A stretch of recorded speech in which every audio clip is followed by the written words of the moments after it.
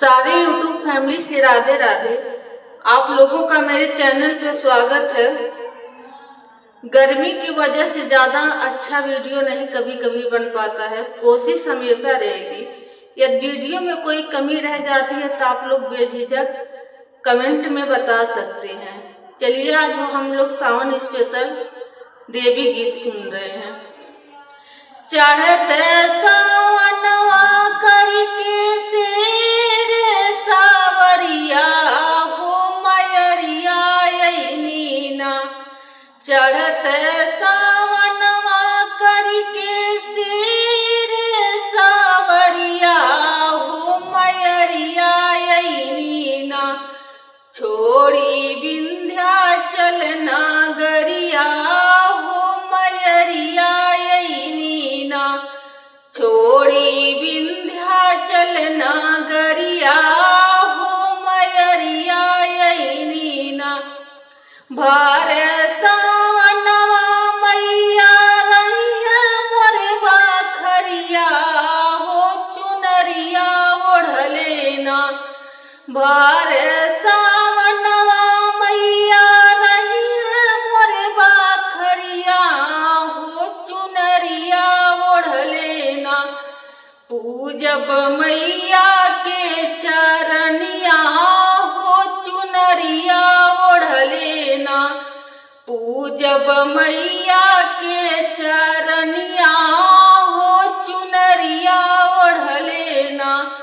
सातो बहिनिया अइनी संगवा भैरो भैया हो चुनरिया ओढ़लेना। सातो बहिनिया अइनी संगवा भैरो भैया हो चुनरिया ओढ़लेना। धोइबो मैया के चरनिया हो चुनरिया ओढ़लेना। धोइबो मैया के चरनिया हो चुनरिया ओढ़लेना। अढ़उलया सानिया पे मैया के बैठवली हो कि भोगवा लगाइब ना। अढ़उलया सानिया पे मैया के बैठवली हो कि भोगवा लगाइब ना। मैया के हालुआ सोहरिया हो कि भोग लगाइब ना।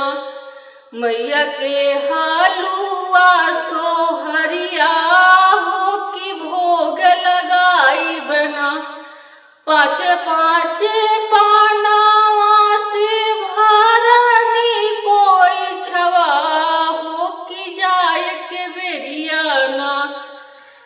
पाँच पाँच पानावा से भरली कोई छवा हो कि जाय के बेरियाना।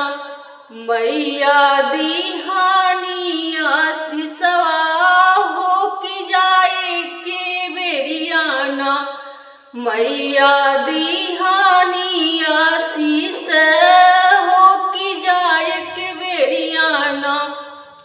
मगिया से नुरवा दिहनी हाथे में कागनवा हो कि गोदिया दिहनी ना।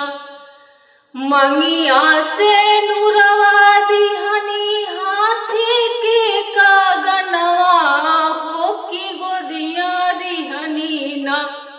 हमारा जोड़ा जोड़ा ललनवा हो कि गोदिया दिहनी ना। हमारा जोड़ा जोड़ा ललनवा हो कि गोदिया दिहनी ना। नैहर में भाई दिहनी 5 गो भातिजवा ससुरवा हमरो ना। नैहर में भाई दिहनी 5 गो भातिजवा हो ससुरवा हमरो ना। भरल पूरल परिवरवा हो ससुरवा हमरो ना।